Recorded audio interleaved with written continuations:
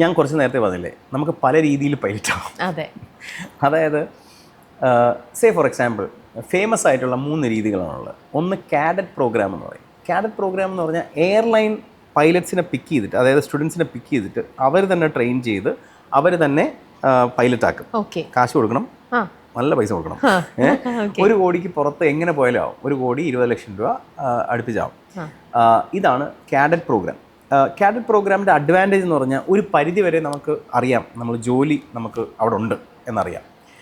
പക്ഷേ അതിൻ്റെ ഒരു ചെറിയ ഡ്രോബാക്ക് എന്താണെന്ന് വെച്ച് കഴിഞ്ഞാൽ അവരുടെ കുറേ ക്വാളിറ്റി സ്റ്റാൻഡേർഡ്സ് ഉണ്ട്. അത് നമ്മൾ മീറ്റ് ചെയ്തില്ലെങ്കിൽ ചിലപ്പം നമ്മളെ പ്രോഗ്രാമിൽ നിന്ന് പുറത്താക്കും. അങ്ങനെയാണെങ്കിൽ മുടക്കിയ പൈസ പോകും. അങ്ങനെ ഒരു ടെൻഷൻ അതിനകത്തുണ്ട്. ഇനി അവർ ക്ലിയറായിട്ട് എക്സിക്യൂട്ട് ചെയ്ത് പുറത്ത് ഇറങ്ങിയാണെങ്കിൽ പോലും കുറച്ച് സമയം വെയിറ്റ് ചെയ്യണം. കാരണം ആ എയർലൈനിൽ ജോലി വരണം, അപ്പോഴേ നമുക്ക് ജോലി കിട്ടുള്ളൂ. നമ്മൾ അവിടെ പഠിച്ച് പാസ്സായി, ഇപ്പോൾ ഇൻഡിഗോയുടെ കാഡറ്റ് പ്രോഗ്രാം നമ്മൾ പഠിച്ച് പാസ്സായി, പെട്ടെന്ന് എയർ ഇന്ത്യയിൽ ചാൻസ് വരികയാണ്, നമുക്ക് അപ്ലൈ ചെയ്യാൻ പറ്റില്ല, നമ്മൾ വെയിറ്റ് ചെയ്യണം.